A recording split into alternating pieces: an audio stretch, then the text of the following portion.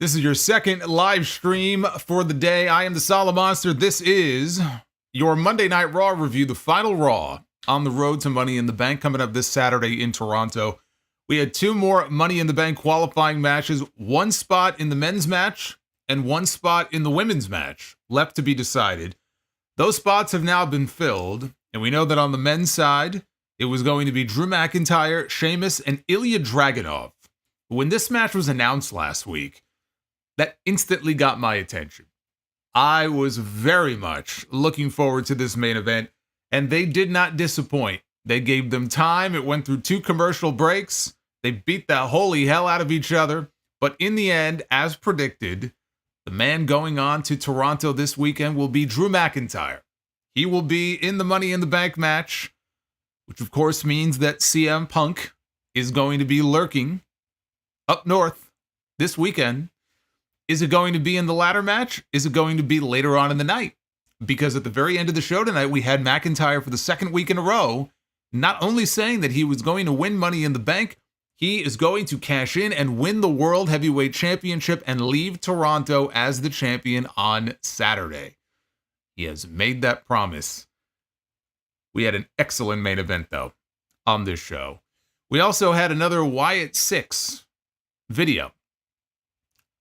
I went back and I watched the segment last week, the VHS tape with Bo Dallas and Uncle Howdy, and I picked up on a few things I didn't see the first time. It was really well done. I talked about it on the Sound Off this weekend. Very impressed with what they did with that segment last week. What I was hoping for this week is to get more videos like that, more therapy sessions, basically, with the other members of the Wyatt 6.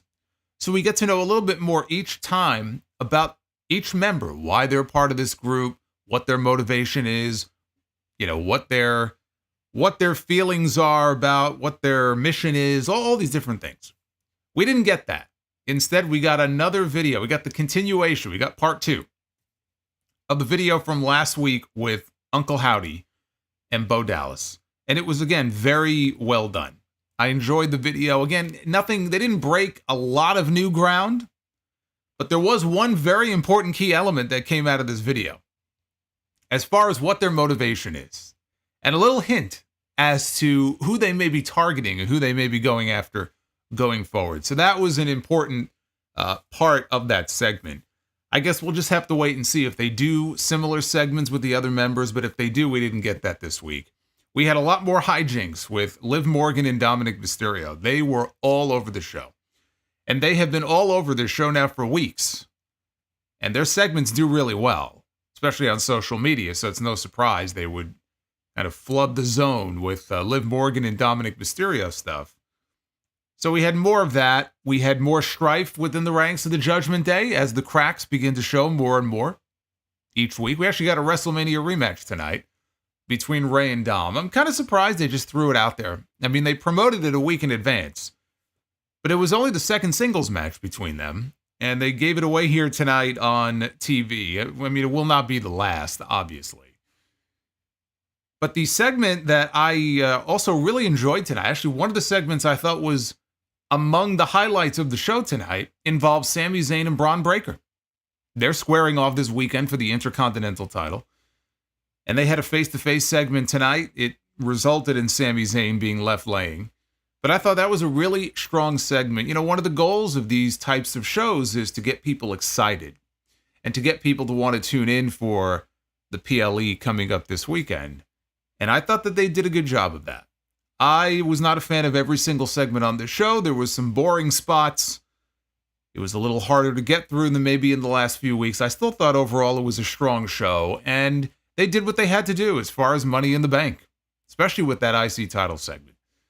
They got me very interested to see that match, and I was already interested anyway, but they got me interested to see what happens with Sami and Braun coming up this weekend. And keep in mind, by the way, for those who don't know, Money in the Bank on Saturday, they have a pre-show that starts at 5 o'clock, which is, I don't know why they need a 2-hour pre-show. They don't have any matches on there.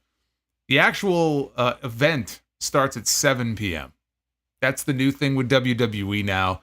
AEW still starts at 8, so just to avoid any confusion, just be aware that show will begin at 7 o'clock Eastern time on Saturday. And of course, I will be here when it's over to go live on Saturday night talking Money in the Bank. But we're not talking Money in the Bank tonight. Tonight, we're talking about Monday Night Raw, July 1st, 2024. Hey, guys, it's a brand new month. We're starting off the new month. And this is the second stream of the day. Hit that like button. Hit that subscribe button. Super chats are open. I'm going to unpause them here in a second. I also just want to point out that earlier today, I was live on YouTube this afternoon talking AEW Forbidden Door, which was last night here in New York at the UBS Arena. One of the matches people are going to be talking about when this year is over is that match right there. Swerve Strickland one-on-one in the main event with Will Ospreay for the AEW World Heavyweight Championship. Easily the best match of the night, one of the best matches that you will see all year. So if you want my full recap that went up live this afternoon, you can check that out when you are done here with the Raw recap. If that is something that you would like to check out, and I'm sure that you will all be very interested in some of my thoughts on some of those segments on the show. A lot more polarized feedback than I thought to that show, but I guess that's sort of par for the course with AEW lately.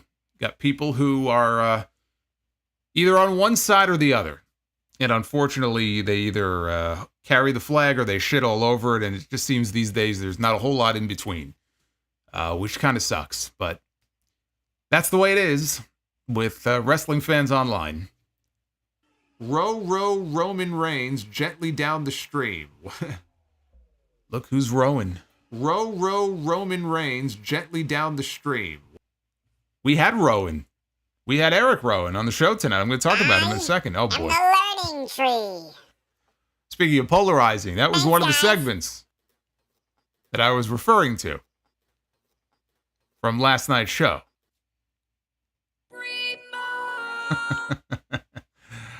Oh boy, they're all out tonight. They're all out tonight.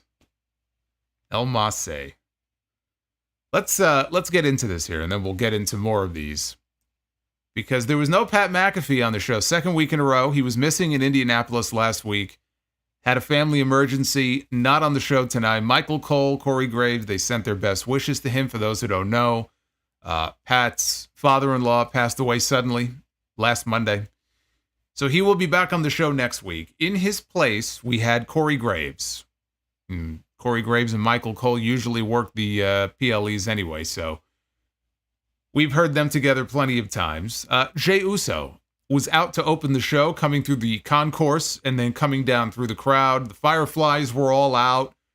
Even danced with Michael Cole when he got down to ringside.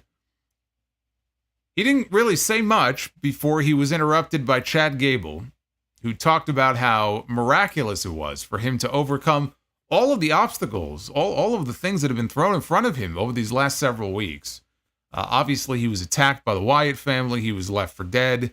His family left him. The Alpha Academy turned their backs on him. And of course, he has qualified for Money in the Bank. On Saturday, he says he becomes Master Money in the Bank. Jay asked him about the Wyatts, and Gable said he's not afraid of them. He said Jay should be, though. Jay's out here, he's stealing the Fireflies. And he said that unlike Gable, whose family left him, Jay turned his back on his family. So Jay said he doesn't want the Fireflies. He'll take the mosquitoes. He'll take the cockroaches. I don't know why you would want to do that. I don't want any of that shit. I have enough of that here as it is. Especially this time of year, forget about it. I'm all bitten up. Even here, indoors, they come indoors. They eat me alive. Fuck the mosquitoes. I have to sleep with. It's not really a bug zapper, but it's like a fluorescent lamp in my room. Try to catch as many of them as I can. I'm fighting a losing battle here. So anyway, he said he doesn't want the Fireflies anyway. He said they can have them. This all led to Gable striking him. They got in a fight. Jay went up top for the splash. Gable rolled out to the floor to safety. Or did he? Because as soon as he rolled outside the ring, we heard the Wyatt sound effects. And then the lights got turned out. We heard the piano chord playing. The ring started to fill with fog. The crowd chanted, "Holy shit!" And USA muted the audio every other second, which is honestly even more annoying than Fox. The only saving grace is USA doesn't black out the screen. So I'll still take USA over Fox, but this is still annoying when they do it. So Gable retreated into the crowd, but in the distance behind him, we see a blue light, and we see a shadowy figure. Now, we can't make out who it is. At first, I thought it was Howdy. I don't think it was. I think they had the different Funhouse characters placed throughout the building. So it was hard to tell exactly who it was, but he got spooked. So he ends up, back on the stage area, and the entranceway is behind him. And again, we have the blue light. We have another shadowy figure. Clearly, this was Eric Rowan, playing the role of Ramblin' Rabbit. So then he goes to the side of the stage. Again, more blue light and another shadowy figure. So Gable decides to head up the steps through the crowd, and he runs away. We cut back to ringside, though. And for the second week in a row, we see Zombie Nikki Cross. And she has a box. She has a package. Not only does she have a package, but they're showing the announce desk. Michael Cole is standing up. Corey Graves is standing up. And again, there are 2 dead bodies laid out on the announce desk, because they have security out there to guard them. You would think that after all of these times, when they hire security to do their job, and they're very bad at their job, that they would beef up security. Apparently, they have not learned their lesson, because the 2 security guards were draped over the desk. They were unconscious. And so Nikki places the package on the desk. I love, by the way, how Jey Uso just vanished. We didn't see him again.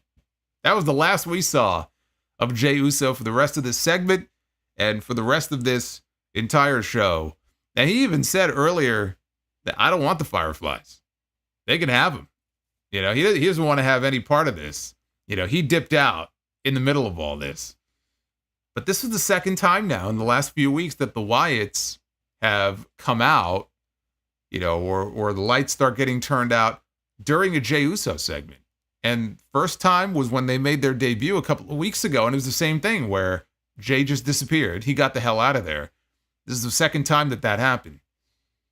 Another thing I've noticed on these shows, again, it's been very apparent in this new era of new production and camera shots and all the things that we've seen. They've really taken to using the full arena on these shows, which I like. So they're not just at ringside, or sometimes they fight into the crowd a little bit and then they come back. They really, the arena has really become a living, breathing part of these shows. I've mentioned the gorilla position, right? We've seen the gorilla position more in the last probably 6 months or 9 months than I probably have all the years I've been a wrestling fan. Like, consistently. And that's just one area. That's just one part of the building. They've made the entire arena, whether it's a backstage segment where they're kind of following with that camera shot, or up in the stands. We had Jey Uso when he does his entrances, and he's crowded by all the fans on the concourse and everything, and it's a great visual. But they really have made the arena. They've made these buildings, like I said, a living, breathing part of these shows every single week. More now than I think at any other point that I can remember. After the break, Cole said there was another VHS tape in the box. Like last week, they were sending it off to the truck to see if they can play it again. Like I said, the therapy session with Bo Dallas and Uncle Howdy last week was great stuff, and I was hoping they would do something like that, but with the other characters. And they didn't do that this week. We'll talk about what they did, though, later on. It's the amazing Gunther. Howdy. Jerry Lawler loves Gunther, the Magnificent. Howdy to Gunther. All hail Gunther. We had Gunther actually on the Forbidden Door stream earlier. He was up early today. Usually Gunther comes out at night. He's not really a daytime guy. He sleeps during the day. But he came out for me earlier. I appreciate that. Hey, David, thank you for the $50. Super Roman chat. Reigns gently down the stream. Much love, my friend. Row Roman Reigns gently down the stream. And Alex with the 22. Row Roman Reigns. Alex, thank you very much as well. I'm going to be getting to all of your messages, as I always do, so don't you worry. I got you covered. In the meantime, as the tape was being delivered to the production truck, we had our first match. Xavier Woods, one-on-one with Karrion Kross. Kross has spent weeks now trying to convince Woods to break away from Kofi Kingston. This guy doesn't care about you. This guy is holding you back. He's been a world champion. He's had all of these accomplishments. What have you had? Trying to convince him to break away, break free, and join the Final Testament. As if that would be a great big boon for his career, right? Because the New Day right now, the New Day, there's not a whole lot going on with the New Day. The New Day's been there for 10 years. The New Day's not really doing much right now. But if you were going to make a move to try to better your career, I don't think that leaving the New Day to join the Final Testament is going to do what you think it is going to do. I can't even call it a lateral move. It's not even a lateral move. You're going from here to here. That would be a very poor career choice for Karrion Kross or for Xavier Woods to buy into what Karrion Kross is trying to sell him. So Woods went for his springboard finish, but Kross caught him in midair with a forearm shot on the way down. Kross took too long, though, to capitalize. Woods caught him with a small package and pinned him. AOP attacked New Day after the match. As they were celebrating Kross, he clubbed Kofi Kingston with a forearm. Meanwhile, outside the ring, AOP, they drove Woods into the barricades. They took him out. And in the ring, Kross applied an arm submission to Kofi Kingston and was wrenching back on the arm for a very long period of time. And I was very surprised they didn't send referees into the ring. We've seen them every single week. We see them send referees to the ring for far less. This carried on for an uncomfortable period of time before finally one of the referees at ringside decided, hey, I better get in the ring. And he climbed in to try to put a stop to this. So they did Kofi dirty in his hometown. They were in Boston tonight. They were in Boston and they injured Kofi Kingston. I'm still waiting for them to do something interesting here with these guys. This story is just dragging along for me right now. They're very big on stories in WWE. They're telling a lot of different ones right now on this show. Chad Gable stuff with the Alpha Academy, the Wyatt Six, McIntyre and Punk, Balor and Priest, Liv and Dom. There's a lot going on this show. Rhea and Liv when she comes back. This story here, this is just, it's just, I don't know what this is. I don't know what this is. It's not doing it for me. We need some kind of development here. We got a Judgment Day segment that started with Damian Priest and Dominik Mysterio in the hallway backstage, right outside their locker room. And as he has been doing now for weeks, Priest asked Dominik if everything was good with Rhea Ripley. And Dominik said, yep, everything is good. And Priest knew that he was lying through his teeth because he said that he actually just spoke to Rhea and she was pissed. So he got caught in a lie. Dom said he would handle the Liv Morgan situation. Priest said, you've been saying that for weeks. And still, you have not done anything to fix the Liv Morgan situation. So then as they were walking into the locker room, Dominik muttered under his breath, he said that Priest was starting to sound just like his dad. So they enter the room. They find Liv Morgan is hanging out with the other members of the gang playing WWE 2K24. Morgan then, she saw Priest. She said, I got to go. I got a women's world title match up next, but she wanted to wish Daddy Dom good luck ahead of his match with his deadbeat dad later in the show. So Finn Balor pulled Priest aside. Priest was not happy with Liv being there. And Balor said, she helped us regain the tag team titles last week. Balor said the real issue here, it's not Liv Morgan. The real issue here is Damian Priest.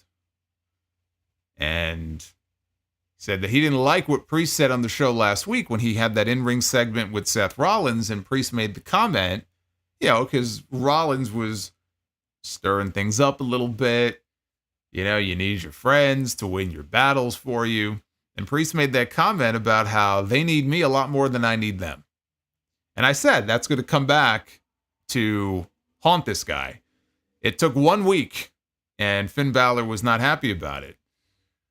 So Balor was offended at the idea that Priest thought of them as just his sidekicks. Priest said he spoke the truth. He said he was the champion, and they needed him. They were all there for Rhea Ripley the same way when she was champion. Priest said they needed each other. And Balor said that they were brothers, and he would always tell him the truth. And Balor told Priest, since you won that, and he pointed over the World Heavyweight title that was sitting on a table, on a podium. Ever since you won that World Championship, you've changed. And Balor walked out.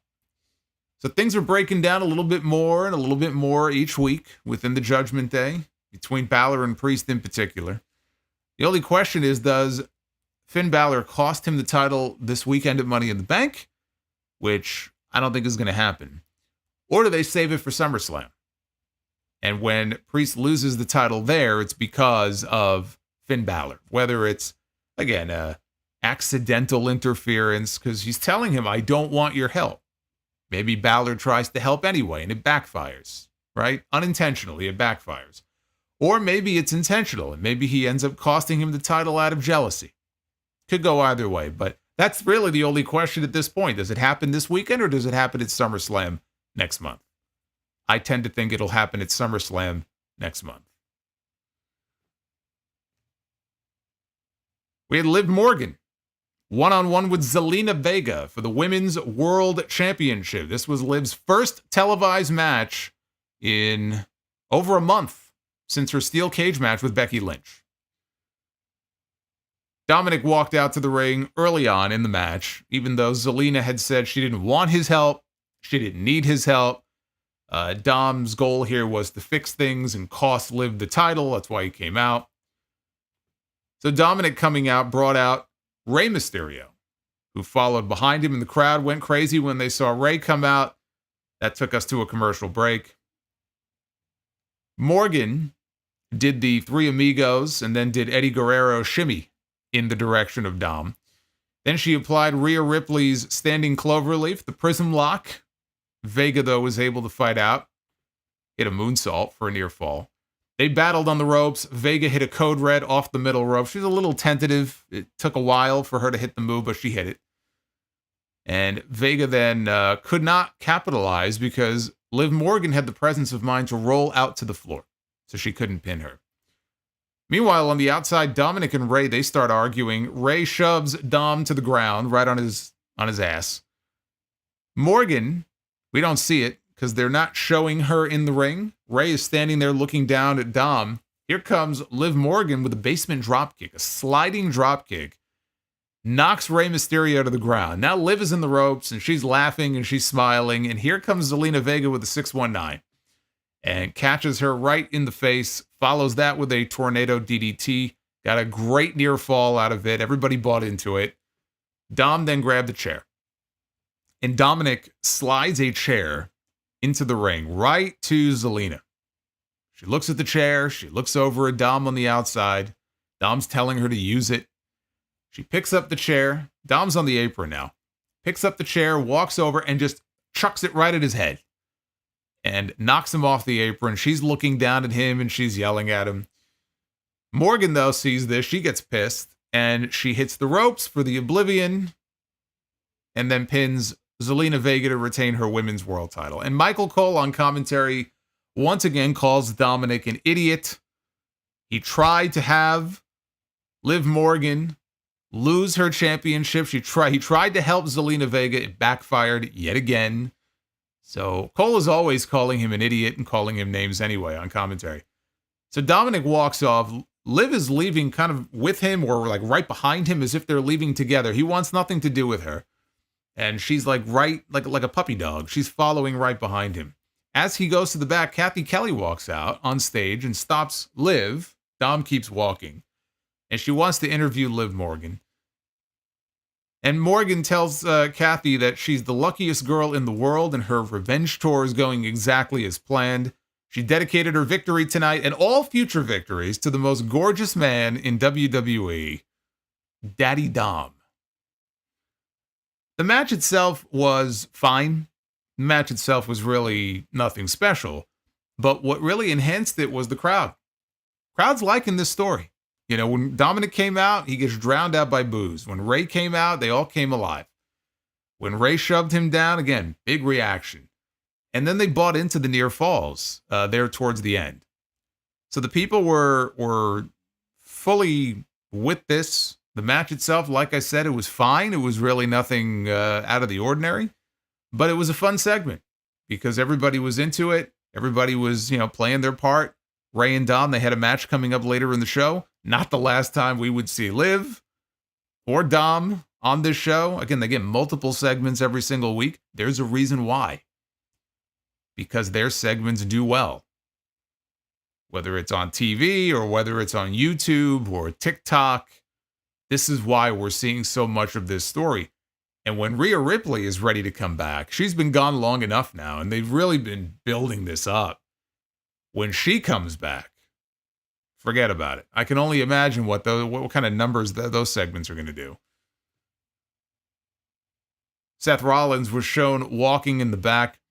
In the background behind him as he was walking, you could see Zoey Stark having a conversation with Sonya Deville. Shayna Baszler entered the picture, dragged Zoey away. I just talked about this the other day, with the Triple H era of WWE, we get this a lot. So when you have a backstage segment, somebody's being interviewed or walking down the hallway, you always got to pay attention because there's always going to be something going on in the background. We haven't even seen Sonya Deville on this show in many weeks. She came back. We had a few segments with her and Zoey and Shayna. They still haven't really followed up on it. It's sort of just, literally, it's fallen into the background here. And I don't know ultimately if they're going to be a trio. I don't know if they're going to be a faction. I don't know. That's still playing itself out, I guess, right? Long-term booking. I don't know where that's going. But yes, that was going on in the background as Seth was walking. They also hyped up the WrestleMania 40 documentary, which finally, after how many months now has it been? The WrestleMania 40 documentary that was supposed to come out the week after WrestleMania. They announced it. They had a date for it. And then it was pulled. Here we are in July. It's finally coming out this Wednesday, 7 o'clock Eastern on YouTube, on their YouTube channel. I don't know how long it is. My guess would be it's got to be at least 90 minutes, if not 2 hours. Apparently, they had so much footage. That's part of what the delay was. They had so much footage to go through and deciding what do we want to use, what do we not want to use. They probably have enough footage to do a 6-hour documentary if they want. I would think it ends up being about 2, would be my guess. They showed the first 2 minutes of it, though. They aired the first 2 minutes of the documentary here. I am the learning tree. One day they're going to do a documentary on... Yeah. They're going to do a documentary on the learning tree, the rise and fall of the learning tree. And I'll be here for it. Oh I'm my God. the learning tree. Jesus Christ. Thanks, guys. Ross Lawman and NWO Matt. Back-to-back learning trees. Thank you, guys.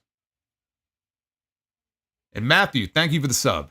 Welcome to the channel, brother. Let's talk about Seth Rollins. Seth Rollins, challenger for the World Heavyweight title this weekend, out to the ring for a promo. As he came out, there was a small amount of confetti, for whatever reason, that I guess was accidentally released. So it fell from the ceiling as he was standing in the ring. And without missing a beat, he said, "Oh, that's a sign. That's a sign because by this time next week, I'm going to be the World Heavyweight Champion." Rollins had a secret, he said, for Boston. He wanted to share it with them because this was a championship city. Said they had the Bruins, they have the Red Sox, they have the Patriots, and they have the 2024 NBA champion Boston Celtics. And the crowd, loud chants of Celtics. Kind of funny, last night at Forbidden Door, during the Mercedes Moné match, we had a guy in the crowd wearing a Boston Celtics jersey. It got her booed, because she's from Boston, but it got him booed too, and it got chants of "fuck the Celtics" here in New York. That was last night. And tonight they're actually in Boston, and we get loud Celtics chants. So very interesting juxtaposition there between those two. Rollins' secret, he said, was that he needed to win back the World Heavyweight title. If he didn't win the title, he wouldn't get another shot as long as Damian Priest was the champion. Oh, horror. Oh, no. A whole 4 weeks. I'm so worried for him. So he can't be the champion as long as Priest has the title if he loses. Rollins then, if that happened, he said, would have to reevaluate who he was. This man would have to reevaluate his entire life. But Rollins said he was at his best when the pressure was on. He said that he would take the title. He would also take Damian Priest away from the Judgment Day because that was the other stipulation. If Priest loses, he must leave the Judgment Day. He said it wasn't his intention to break up the Judgment Day, but he thought that Priest could be the best version of himself without them. And before Rollins could finish his thought, Finn Balor interrupted. Balor said that he should be in a good mood after just winning the tag team titles last week with JD McDonough. But he's not. Said he was in a bad mood because everything seemed to be changing. Said the Judgment Day was changing, Damian Priest was changing, and he blamed Seth Rollins. He said this is all Seth Rollins' fault. Rollins called Priest a grown man who made his own decisions, and Rollins said Balor was just mad because he's jealous that Priest won the World Heavyweight Championship and Balor couldn't. And Balor had a whole bunch of opportunities against Seth, too, right? It's not like he didn't have the chance to win the world title. He had more than a few chances, and he failed. Damian Priest won. So, yeah, you can buy into the fact that maybe there's a little bit of jealousy going on there. Rollins wanted to fight Balor. Priest, though, came out and interrupted. Rollins thought this might be a trap. Priest said, does this look like a trap? Priest got in the ring. He looked at Finn Balor and said that nobody was getting involved in his business. Rollins said, why wait until Saturday? Let's go at it right now. And Priest seemed open to the idea. He was ready to throw down, but before they could go at it, Finn Balor jumped Seth Rollins and took him down to the mat.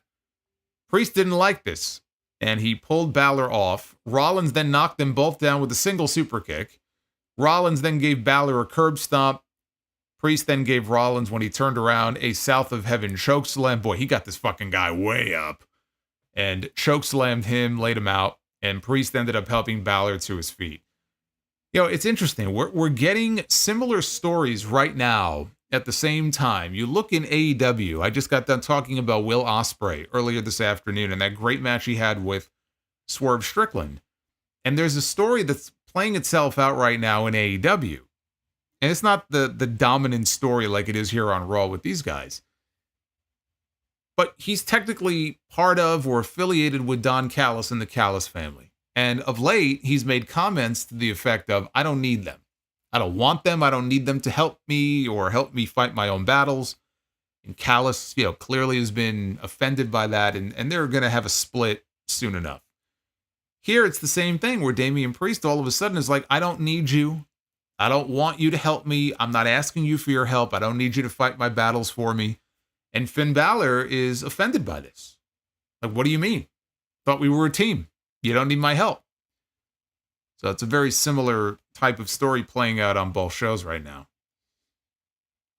We had a Ludwig Kaiser video with new footage from Kaiser, who revealed, he confirmed what people were saying last week, that he was legitimately injured during his match with Braun Breaker. There was a spot during that match. It was after he got clotheslined. Breaker came off the apron with a clothesline onto the announce desk. And I think even before that, he was holding his ribs. And it was very clear that there was something bothering him with his ribs. But we didn't know if it was a rib injury. We didn't know if he got concussed. When Sheamus came out and kneed him in the head. He revealed here he has broken ribs. And so he's going to be out for a little bit. But he said that his goal is not just beating Sheamus anymore. His goal is to embarrass and humiliate him and then end him once and for all. So hopefully they can get him back quickly. He looked fine here in this promo, but, broken ribs are a bitch. And so once those are healed, they'll get him back on TV. We had our first of 2 Money in the Bank triple threat qualifying matches on this show. First, it was the ladies. It was Dakota Kai, it was Zoey Stark, and it was Ivy Nile to fill the final spot in the ladder match on Saturday. This was mostly, honestly, the Ivy Nile showcase. At one point, she hit a double bulldog to both women off the ropes. At another point, she delivered a double German suplex to both ladies at the same time, which was impressive. Kairi Sane ran out to cause a distraction, but here comes Alba Fire and Isla Dawn, the women's tag team champions, to crickets.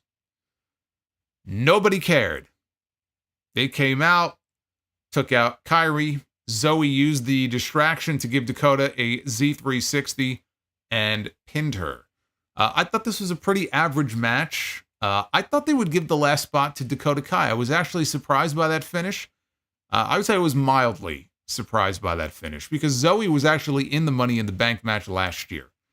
So it's not terribly surprising to see her be in Money in the Bank again this year. But I really thought they were going to send Dakota, if for no other reason, to maybe play up, some dissension within Damage Control and work a spot in there where her and Io are going for the briefcase at the same time. I thought we would get a little bit of that in the ladder match, but that's not going to happen. Now Zoey Stark fills the final spot in Money in the Bank. And then Michael Cole told us that it was time for the latest VHS tape from the Wyatt 6. And we were back to Bo Dallas and Uncle Howdy.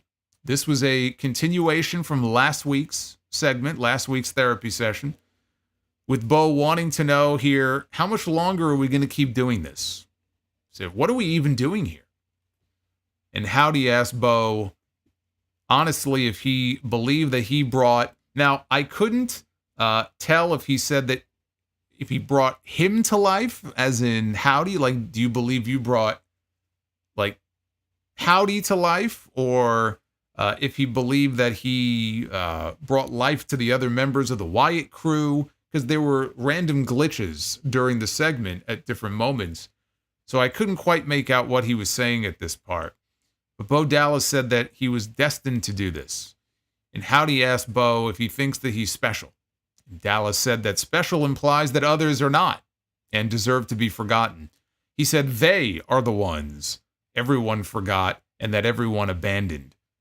And he said that they made people notice them. Howdy asked Bo, how do you believe you can bring them to life? Again, I think that's what he said. How do you believe you can bring them to life? And Dallas said, they weren't chosen. They were just willing. Clay in the hands of the potter died to the flesh to become something beautiful. They've become a family. We've become a family. And Dallas said, even now, the false prophets are berating and belittling their own family for their own gain. He said it's disgusting and they must pay for their sins. Howdy asked Dallas if he thinks that this is his responsibility. And Bo said that he is the voice of the reckoning. Howdy said he is the reckoning. And then both men simultaneously were saying the same thing at the same time. They said they are nobody. They gave them a family. They made them beautiful. And they are a family. So the tape glitched and all of a sudden Howdy was gone. And all we saw was Bo Dallas sitting in his chair. See the door in the background. Again, it looks to me like they're sitting in the Firefly Funhouse. That's the Funhouse door. I don't know. That's what it looks like to me. It's very dark in the room, so it's hard to tell for sure. But Dallas said he set them free. And after he said that, he then disappeared. And Uncle Howdy returned in the chair and said, there you are. And that was the end of the footage. So I assume this was the end of the therapy session involving Howdy and Bo, unless there's a part 3 next week. I'm going to assume that this is the end of this portion of it. The key part here, again, it was very similar to what we saw last week with one key difference. The key passage here was Bo Dallas saying, even now the false prophets are berating and belittling their own family for their own gain. And that he called it disgusting and said that they must pay for their sins. That would explain why they've been going after Chad Gable. I mean, that explains Chad Gable's character to a T, right? And everything that's been going on with him and the Alpha Academy and the way he's been treating them. So that would explain that. And it also begs the question, who else could that be in reference to? that gives us a little bit of insight into who this group may be targeting and who they may be feuding with down the road. Jey Uso, right? Twice they've come out during a Jey Uso segment. Now, again, he's left. He's, dipped out of there. We haven't seen him get beat up. We haven't seen him get confronted by them. But I don't think that's an accident. So Jey Uso is somebody who has broken away from his family. He was fighting his family at WrestleMania this year. He's fighting his brother at WrestleMania this year. And I wonder, because we all have the expectation that as this bloodline civil war plays itself out and we get Roman Reigns back, that eventually we're going to get Roman and the Usos. If not Roman, the Usos and Solo eventually reunite back on the same side to take on the new bloodline, right? And again, maybe Solo is not with them. Maybe he's still on the other side. But I just think for numbers' sake, it would make more sense for Solo to eventually kind of lose control of Jacob Fatu and that side of the family and then migrate back to the OGs.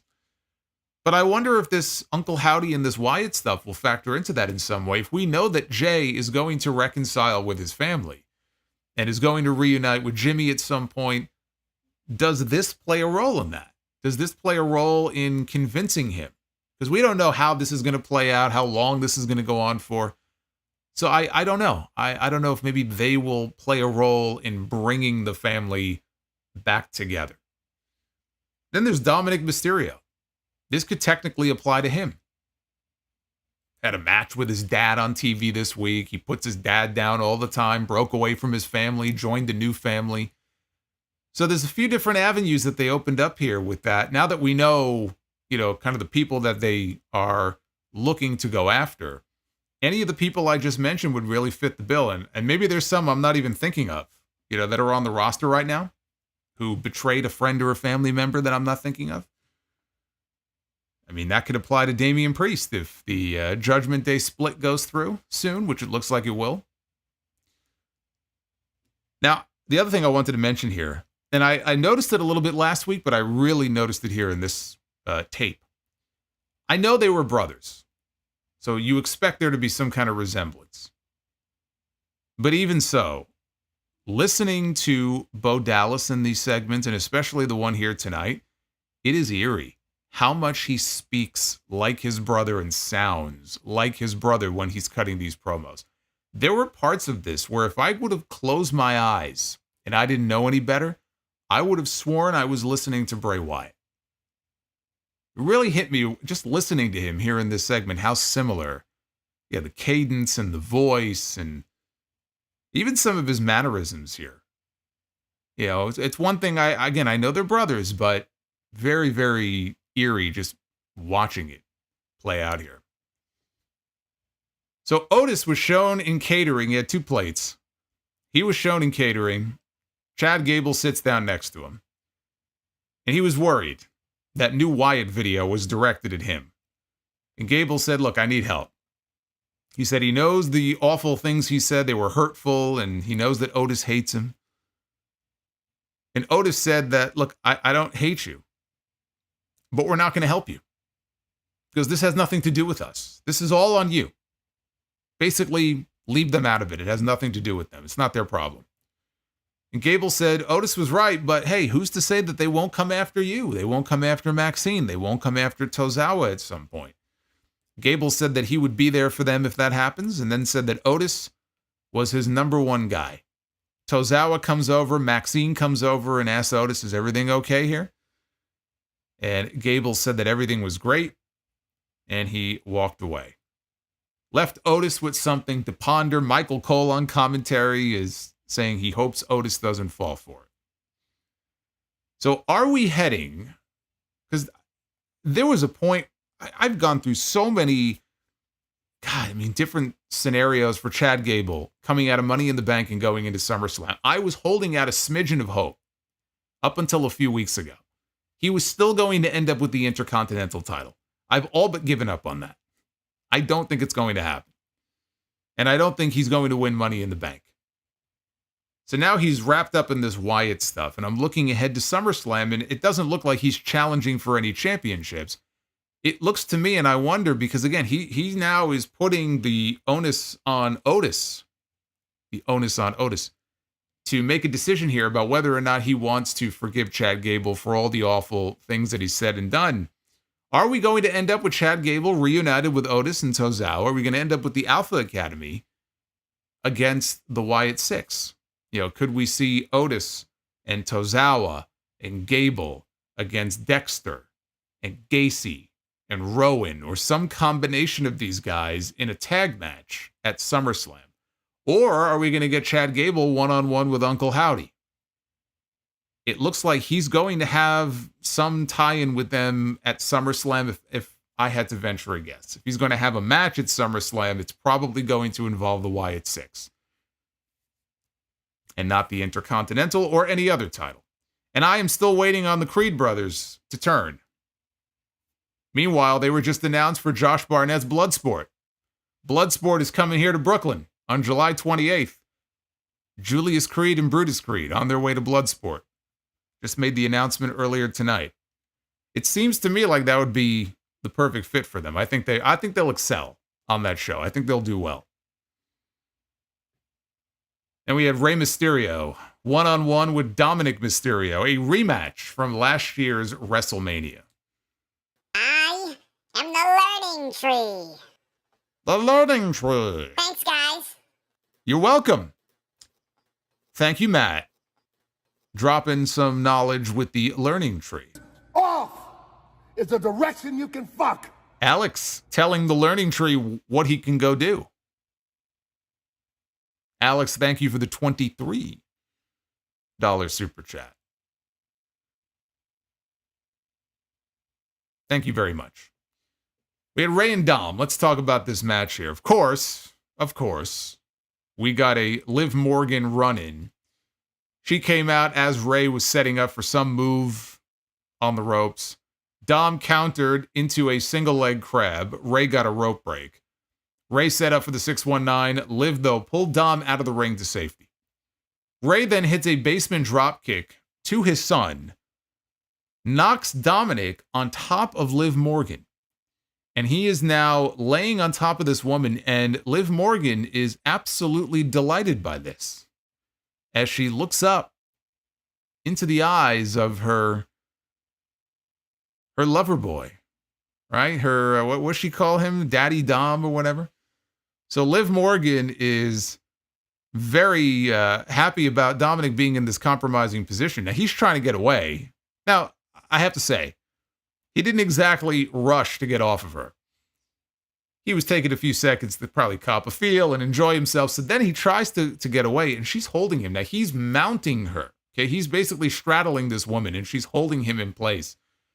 And of course, I'm powerless to do anything about it. I can't move, right? She's got me. Yeah. This guy's having the time of his fucking life. Meanwhile, his father is there to cock block him, and he comes over and he pulls Dom off of her, throws him into the ring, and tells Liv to leave. Here comes Zelina Vega back out. She attacks Liv Morgan. Dominik drops Rey, hits a 619. Dom goes to the top, but the brawl between Zelina and Liv, they end up on the apron. And somebody got knocked down and knocked into the rope. Anyway, Dominik ends up getting crotched on the top rope. I mean, not the first time he's been crotched here in this segment, but he gets crotched on the top rope by accident. Now, mind you, I have to point this out too. All of this is going on. Everything I just described on the outside and him landing on top of Liv and now this and him getting crotched, all of this is going on in full view of the referee. And the referee is just watching this. He is just watching this all play out. No disqualification, no warnings, no ejections, no nothing. Rey drops Dominik with a 619, hits a springboard splash, and he gets the pin. After the match, Morgan is apologizing to Dominik profusely and says she'll fix it. She didn't want him to be mad. And he leaves and goes to the back. It was not their WrestleMania match. I wasn't expecting it to be. I still enjoyed it despite all the silliness here at the end. And it will not be the last time that we get Rey and Dom in the ring, I think, in the next year. One of these days, we're going to have to get mask versus hair. It's got to happen. I actually think that would be the perfect send-off for Rey Mysterio. When the time comes that he is ready to call it quits and retire, I think it would be very appropriate for him to lose to Dominik. and lose his mask. Once he knows he's done, then it's safe to pull the mask off. I know the mask is still very marketable, and I mean, it's not like he has gone his entire career with the mask and he's never lost it before. If he was ever going to lose it, though, I feel like he should lose it to Dom. Because this is the second time Rey has beaten Dom now. At some point, he's got to put his son over. That's going to be weird.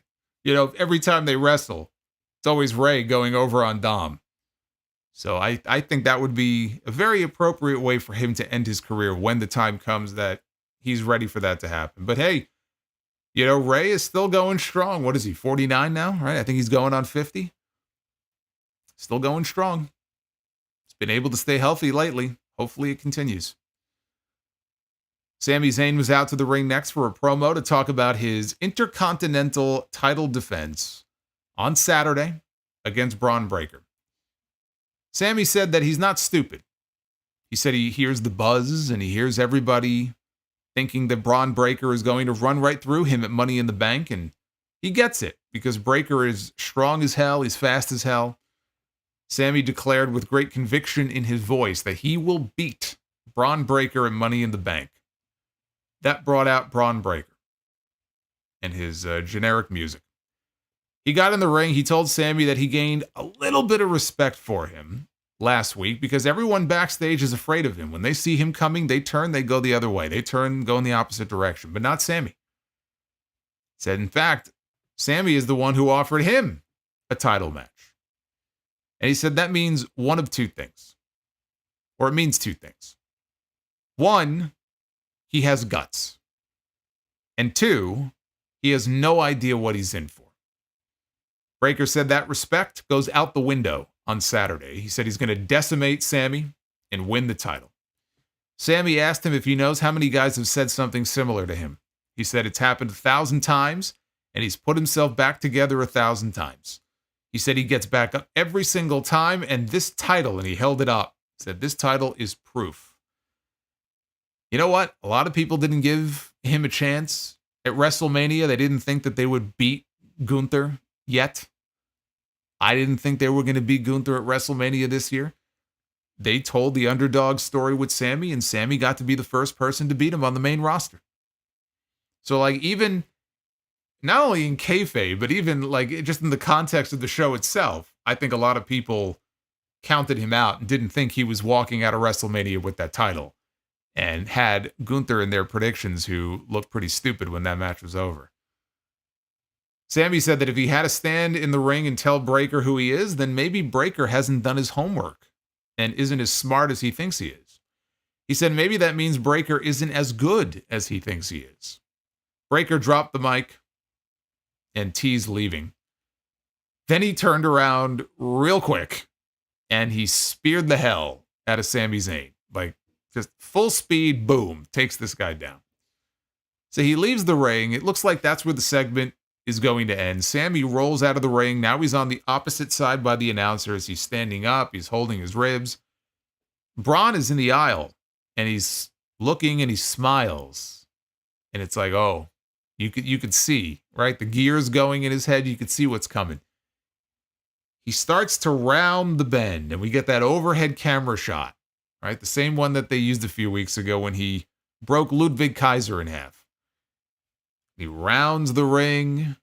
Sami sees him coming. Sami does a leapfrog. And Braun goes under him and crashes shoulder first into the ring steps. Back in the ring, Sami hit an exploder in the corner. He's setting up for the haluva kick. Breaker, though, catches him with another wicked spear. Cuts this guy down. And then stands over Sami, posing with the Intercontinental title to close out the segment. This was a very good segment. And I am very much looking forward to this match this weekend. I don't think Braun is winning the title. I said that. I mean, I feel that way, especially now, given the way this segment closed. But, you know, I did my predictions this weekend, and I said the same thing. I think he'll likely end up getting the belt, possibly at SummerSlam. I think they may do a triple threat or a fatal four-way. You know, we'll see if they can get Ludwig Kaiser back for that. But I don't see it happening this weekend. Feels too soon. I don't think they're going to pull the trigger on it. I could see some sort of a flash pin. So he's not going to kick him in the face and just pin him 1, 2, 3 clean with his finish. But again, something where Braun maybe gets a little cocky, makes one mistake. Sammy capitalizes on that. He makes him pay for it. Braun is just beside himself. You know, he's enraged. He can't believe that he made a mistake and he got pinned. Something like that is what I'm expecting this weekend. I don't think they're going to do the title change just yet. Kathy Kelly was in the back to interview Damage Control about I am the learning tree. not to interview the learning tree. Thanks, guys. Esru, thank you for the 12. Yeah, we don't need to be interviewing the learning tree. He speaks enough as it is. She wanted to interview Damage Control about Money in the Bank. Dakota said they were still focused on Io Sky winning the ladder match. She was also sick of everybody getting involved in their business. And at that moment, Lyra Valkyria walked in. I don't know if it was her hair. I don't know if it was what she was wearing. She looked a little different this week. She looked good. Not to say she doesn't look good otherwise, but I don't know. It was a bit of a new look for Lyra. I think it works for her. She was looking real good here on this show tonight. But she walks in, and she tells Dakota that you can't climb the ladder for Io, right? You can't climb the ladder for her. She said that she's going to win the briefcase, and then Caden Carter and Katana Chance came into camera frame. They attacked Damage Control. Big brawl broke out, and a bunch of officials appeared out of nowhere to intervene and try to stop it. They replayed the Bloodline Acknowledgement Ceremony from SmackDown on Friday Night. Highlights, not the entire segment. But we got highlights of that segment, which, if you didn't see it, or if you didn't see my SmackDown review on Friday, the best, in my opinion, the single best on-screen performance of Paul Heyman's career during that segment on Friday. Just from the way he was acting at the beginning of the show all the way to the very end, and the bloodshot eyes and the scruff and him just being all nervous and all dejected. And he does this a lot every week, really, ever since WrestleMania.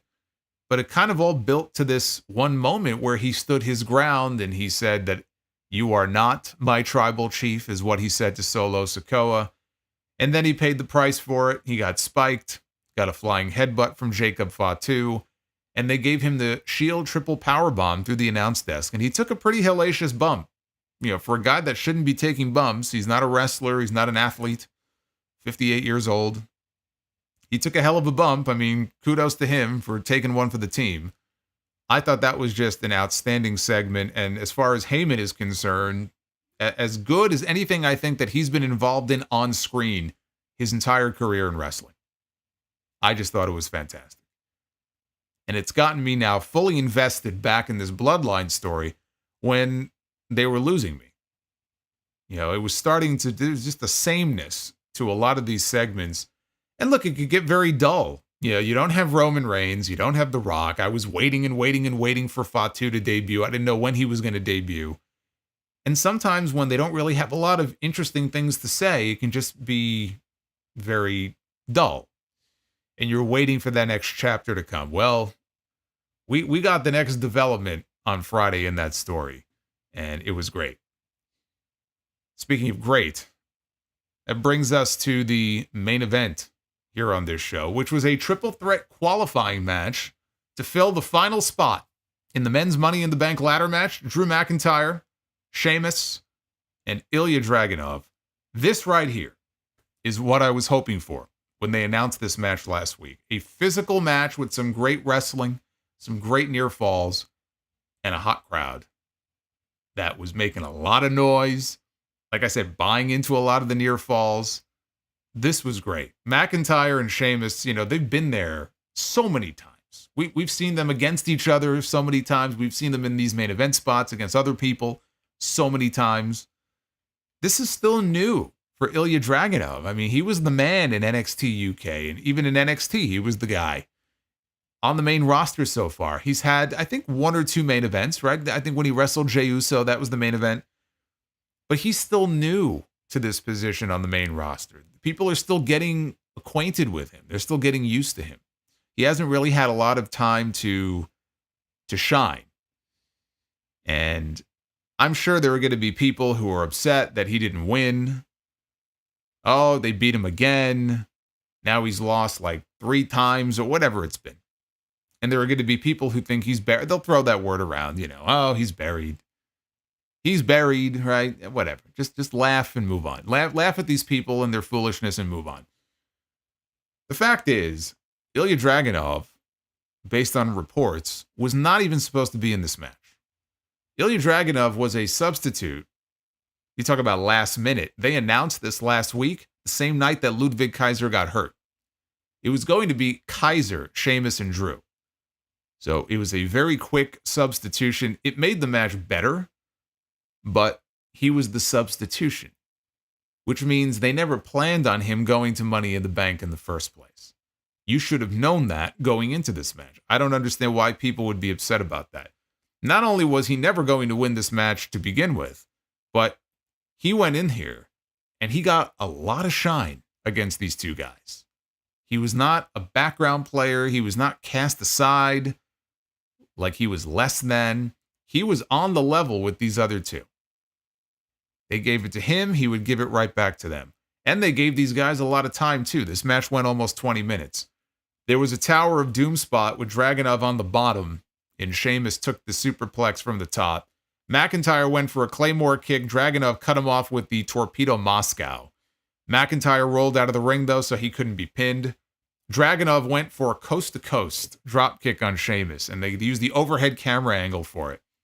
He goes for the coast-to-coast, and Sheamus in midair cuts him down with a knee strike, which I think Cole called a brogue. It wasn't a brogue, but he caught him with a knee. Then he followed that with a brogue kick. Went for the pin. McIntyre pulled Dragunov, though, out of the ring to save the match. And McIntyre took Dragunov. He threw him over the barricade into the timekeeper's area. He turns his attention back to Sheamus, who's on his knees in the ring, and he is burning a hole through McIntyre on the outside, and Sheamus is pissed. So we have an angry Sheamus now, locks eyes with McIntyre, who climbs back into the ring. And the 2 of them begin to exchange blows back and forth. McIntyre dodged a brogue kick, got a schoolboy for 2. Sheamus hit a knee strike. McIntyre came right back instantly with a Claymore kick. Covered him and got the 1-2-3. So not only did Dragunov look strong in this match, which he did, they didn't even pin him. That surprised me. I was expecting that he was going to eat the pin.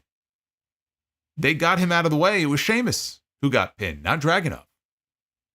So again, if anybody is upset that he didn't win, if you're a fan of his, I can understand it. And of course, any match that Ilja Dragunov is going to be in, he's only going to enhance it. But he was never going to win this match to begin with. I'm just glad we got to see it because we got a great fucking main event on this show. And anytime you can get Ilja Dragunov in the main event, it just gives him that much more credibility because it tells people, this is a guy that you should take seriously in this spot. And the more they do that, the more he'll get over because he just has this natural ability, has this natural charisma about him. I mean, in the first match he had, I guess it was the King of the Ring with Ricochet, he got over in his first match. I mean, he had a match before the draft. I don't even count that. That was with Nakamura. I look at the Ricochet match as his first match. He got over on night 1. He's going to be just fine. Kathy Kelly interviewed Drew McIntyre in the ring after the match. McIntyre said, "I told you I was going to win this war, and that's exactly what I did. You ready for some more truth?" Said, "I'm walking into Money in the Bank this Saturday, and I am leaving Toronto, the World Heavyweight Champion." He then put CM Punk's bracelet with his wife and dog's name on it. Punk's wife and dog. Put Punk's bracelet on his wrist and kissed it to close the show. So an excellent main event, as expected. A little heavy-handed there at the end. Really, making it obvious that Punk is going to screw this man over on Saturday in some form. Again, it's only a matter of whether it happens during the ladder match or whether it happens, they let him win, and then it happens during the cash-in later. This is the men's Money in the Bank men's lineup, not women's. Drew McIntyre, Jey Uso, Chad Gable, LA Knight, Andrade, and Carmelo Hayes. And based on what they did on SmackDown last week, I am convinced that Logan Paul is going to get involved in some way, and he's going to make sure that LA Knight does not win Money in the Bank. He's going to screw LA Knight out of the Money in the Bank briefcase. Whether it's a push the guy off the ladder type of thing or brawl with him to the back and we never see him again, however they do it, he is going to make sure that LA Knight does not win that title. I don't think that you do the same angle twice in the same match. If LA Knight is going to be screwed in that match, Drew McIntyre should not be screwed in that match. You can do that later in the show, but I wouldn't do it twice in the same match. And that's one of the reasons why I'm going with Drew McIntyre to win Money in the Bank. They've already told you, he's already told you in these promos, he's going to leave the World Heavyweight Champion.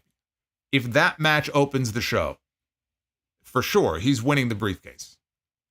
They open the show with that, and they close the show with Rollins and Priest. Or really, they could put that match on even second to last, I guess. It wouldn't matter. But if that's the order of things, if men's Money in the Bank comes first, McIntyre is going to win that briefcase. And Drew McIntyre is going to go on to cash in Money in the Bank later that night, probably during the match, mid-match. And he is going to lose. And he's going to lose because CM Punk is going to fuck him over. He's going to come back and get his revenge for what was done to him on SmackDown a few weeks ago and for Drew McIntyre taking that bracelet away from him. That's a piece of him. That's a piece of his family. He made it personal. Punk is going to make it personal right back. He's going to cost this man the World Heavyweight title for the third time this year. The third time since WrestleMania.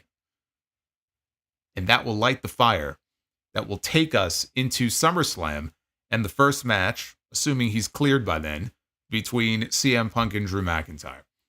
I don't care if people are upset about the idea. Well, then it's a failed cash-in. You know, what a waste of the Money in the Bank briefcase if you're just going to have him win it and then he's going to lose it that night. First of all, it's a tired fucking concept anyway, number one. And number two, you got two briefcases. So even if they burn through the men's one in one night, you still got the women's briefcase, okay? So you're going to have a briefcase coming out of this show no matter what. I don't care. If they burn through the men's briefcase on this show, I don't give a shit. That's fine with me. Damian Priest was carrying that briefcase around for almost a full year. So this year, if they want to shoot an angle where somebody tries to cash in that same night and loses, I don't have a problem with that. You know why? Because it fits perfectly into the story. The bigger story here is CM Punk and Drew McIntyre. And as personal as it already is, again, Drew's already been screwed over twice. One more time. And that takes us to SummerSlam. I have no problem with that. So it was another strong show in a string of strong shows they've had recently, including SmackDown. So WWE's been on a roll lately. There were some boring parts, but yeah, the important parts I thought delivered. And I thought they did a good job as far as the final hype going into Money in the Bank. I'm looking forward to the show this weekend, which, again, 7 o'clock Eastern Star, not 8 o'clock. Just keep that in mind. What did you think of the Go Home Raw to Money in the Bank? According to the Twitter poll, 76% of you say this was a thumbs up show. 15% thumbs in the middle, 9% thumbs down. And that is with 1,000 votes in so far and counting. So at Solomonster is where you can go vote. That is the place to go, but you already knew that. You already knew that. Hey, Daniel Malcolm, thank you for the $4.99. Thank you, brother. And Hoffenheim as well. Yeah, I mean, again, Money in the Bank, I know why they still do it, because there are people who are still excited by the gimmick and it sells well. It's one of their bigger shows of the year, so they're going to continue to do it. I just think it's such a tired concept. If they wanted to give it a rest for a year, they're not going to do it, but you get no argument out of me. I'd be totally fine with that. I mean, think about it. They've been doing Money in the Bank now since 2005. And it's a long time. That is a long time.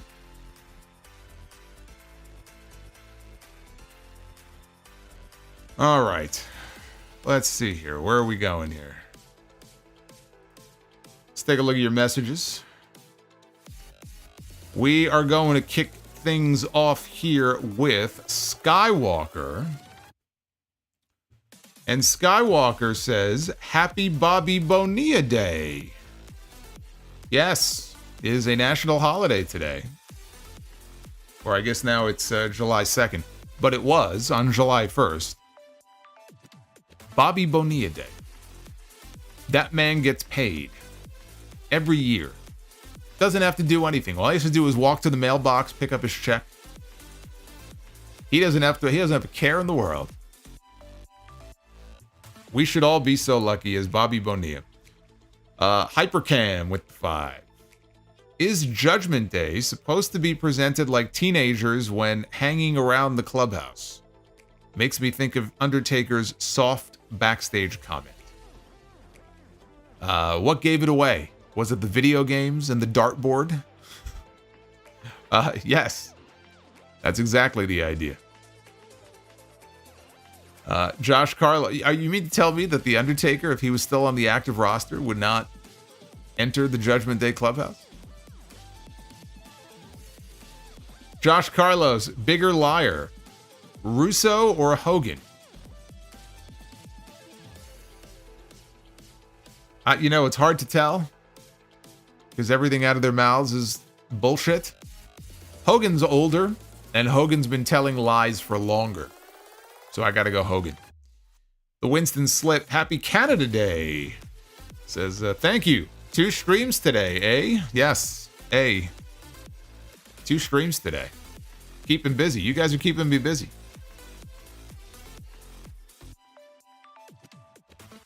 Josh Carlos, where does Sheamus's 2009 rank among the best first years? He had a really good first year. I don't really think of it as like an all-timer year. When I think of great or like best first years, I think of Kurt Angle. I think of Brock Lesnar. Those are really the 2 I think of. More than anybody else. Everybody else is just sort of a distant third. I always think of Brock and Kurt. I don't really think of Sheamus as being among the top 5 best first years ever. But I mean, he had a really good first year. Give me backshot, Solomonster. Can you imagine the round robin of matches with Fatu, Braun, Oba, Gunther, and Ilja in the next couple of years? Gonna be some incredible feuds. You want Meat Madness? There's your Meat Madness. Theodore Bond, given their careers, do you think Marty Jannetty was also the Marty Jannetty of the New Rockers? It's an interesting way of putting it. Yeah, I guess he would be. I mean, Al Snow was pretty over with Head during the Attitude Era. I guess he would be. Crowfeather Media. Does anyone remember the YouTube channel Meat Sleep? It was rumored the channel was owned by a serial killer. The Wyatt 6 video reminds me so much of it. I mean, that sounds like something that would be right up my alley, something creepy. I've never heard of Meat Sleep before. I've heard of the back rooms. I've not heard of Meat Sleep. The Real CS with 1999. Thank you, brother. Corey Brennan from Fightful is apparently pissed that Ilja didn't win. Like that's his fault if he believed that someone who wasn't even supposed to be in the match to begin with was supposed to win the match. Well, I don't have his tweets in front of me. I'm just going by what you're telling me. But yeah, that would be pretty fucking dumb to be upset about that. Again, I just don't understand what there is to be upset about. I think Ilja Dragunov is off to a really good start so far on the main roster. I think people have their expectations way too high when it comes to people when they first hit that main roster. Or they just let their personal biases for certain people cloud their judgment. They really, really like somebody, and when they don't get booked in exactly the way that they want, they freak out over it. You know, I don't know if he's one of these people, but based on what you're telling me, it sounds like he might be. Need to get over themselves. Uffman Entertainment. Totally forgot to mention this is at the totally forgot to mention this at the Forbidden Door review earlier, but happy birthday, or not happy birthday, happy Bobby Bonilla Day. It's a lot of B's. From one Mets fan to another. This is not the $1,193,248.20 that Bobby gets every July 1st, but do enjoy the $22. Thank you. I'll take the 22. $1 million would be better, but I'll take the 22. Happy Bobby Bonilla Day, Uffman, to you as well. NWO Matt 125 with the learning tree. Let's start this off with a learning tree and happy Bobby Bonilla Day. I'm always amazed at how many people are celebrating Bobby Bonilla Day. El Masse, Mercedes talking to Shane McMahon at the airport. What's next? Goldberg retiring at Wembley? I know Solomonster is excited. Yeah, if today was opposite day.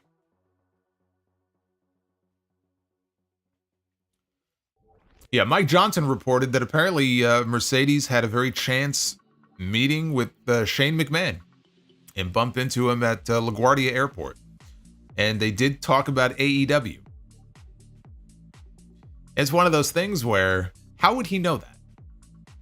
How would he know that they talked about AEW unless Mercedes and her people leaked that they talked about AEW? So we know where he got the information from. David Thiering with the $50 super chat. Hey, Solomonster, here's another Gunther bomb. I'm getting the vibes that Money in the Bank is going to be a solid show. If you don't talk about these already, got any predictions, or are you going to save them for tomorrow? Predictions are up right now, brother. Episode 868.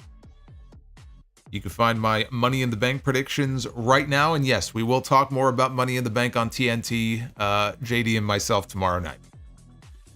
We have much to discuss. Jerome Eugenio is Cross now the new eater of pins. Now? Where have you been? He's been the eater of pins since he debuted on the main roster. Alex, Brother Solo. Can a trios-like title work in WWE? What three names can you see hold such hypothetical titles? I wouldn't do it. I mean, AEW has a lot of trios. In WWE, I don't think it's necessary. So I wouldn't do it. Justin G. Tavish wants Sal O the Monster to finish the story. Yeah, well, I want a Victoria's Secret model to fall in my lap. I guess Tavish and I will have to wait. Justin says, Hulk versus Brother Love versus Dude Love versus Jack Victory. Now that would be interesting. Hulk, Brother, Jack, and Dude in a fatal four-way. Griga says, cheers Solo with the $3. Cheers, Griga. Cheers to you, brother. Arabian Night 2000. Do you think we will see Bryan Danielson have one more match in WWE down the line, or will his last match be with AEW even when he goes part-time? I think he's going to be an AEW guy for the duration. He seems very happy there. I think Tony Khan has a lot of love and a lot of respect for him. He'll do anything he has to do to try to retain him as long as he can. I think he wants Bryan to be a part of the company for forever, even in a behind-the-scenes capacity. So as far as in-ring, I think he's going to finish his career in AEW. NWO Matt, thank you again for the learning tree. Ross Lawman, do you think Jimmy will call back to costing Jay the title against Roman to reunite the Usos, with Jimmy not wanting Jay to be corrupted as a tribal chief, which is what Solo Sikoa is at the moment, proving Jimmy was right? I gotta reread this because I'm confused. Do I think Jimmy will call back to costing Jay the title to reunite the Usos, with Jimmy not wanting Jay to be corrupted? Jay is not trying to be the tribal chief, though. Solo is. So Solo's their brother. If they want to put their differences aside to try to talk some sense into Solo and bring him back from the dark side, that's a story I could see. But we're way beyond, Jimmy trying to convince. I mean, Jay is doing fine on his own. I mean, what does he have to save Jay from? Doesn't make any sense. Rizzo, I think we're slowly seeing our beloved Solomonster go insane with all of the Bree mode and learning trees. No, when I start laughing maniacally, then you'll know. I can maintain my sanity. Once I lose my sanity, I'll be laughing like the Joker every stream. Then you'll know I'm just too far gone. The Juliet. You'll know I'm too far gone like Kevin Spacey on Wise Guys. There's an old TV reference for you. Mel Prophet. Character Mel Prophet. He was a fucking nut job. The Juliet says the Creed brothers will be on Josh Barnett's Bloodsport event. I did announce that earlier. That is true. I think they're going to do well in Bloodsport. Seems like it would be right up their alley. Matt says, how is Punk babyface and Drew the heel? Drew is babyface in my opinion, and Punk is a heel. I think a lot of people would agree with you. Still could be a double turn. By the time this feud is over, it could be flipped, and there could be a double turn. Alex, the 23, assuming Solo pins Cody and Roman returns at the end of the match at SummerSlam, how would you book the ending of the match to protect both Solo and Cody and lead to the reemergence of both Roman and Heyman? I don't think you need to worry about protecting Solo. Solo can get pinned by Cody Rhodes. Look, it's not going to kill him. Samoa BRO. Yeah, it's not going to kill him to be pinned in that match. As far as how I do the finish, I don't know. You're asking me to book the SummerSlam finish right now at 1 o'clock in the morning. I have no idea. All I know is, if the plan is for Cody to wrestle Solo at SummerSlam, and that match, just as a match, it just doesn't excite me, but if that's what they're going to do, Solo should pin Cody in the 6-man on Saturday. And then you go on to do the title match at SummerSlam. And you could have Heyman initially come out, cause some kind of distraction. Look, we still don't have Jimmy. We could have Jimmy and Roman come back at the same time. Maybe Jimmy comes out, and everything kind of ends up leading to Solo losing, and then Roman comes out after the match, right? Jimmy and Heyman are surrounded, or Jimmy is being attacked. Then the music hits, and then Roman comes out. We may see them come back on the same night. Esru with the 12. If a WWE versus AEW pay-per-view, PLE, STD, or whatever it would be called, were to happen, what match would you like to see? I would love to see Toni Storm against Rhea. I love how you recommend Toni Storm against Rhea Ripley at the same time you mention an STD. I don't know what you're implying. Toni Storm against Rhea Ripley would be an excellent match. You know what would be even better? Rhea Ripley against a healthy Jamie Hayter. Unfortunately, both women are out right now injured, but you get them both back. Jamie Hayter and Rhea Ripley, there you go. That's the ticket right there. That's a stadium match. Nick Grasso, Dakota Kai breaks down and cries on her Twitch stream, begging for an opportunity only for Triple H to job her out again.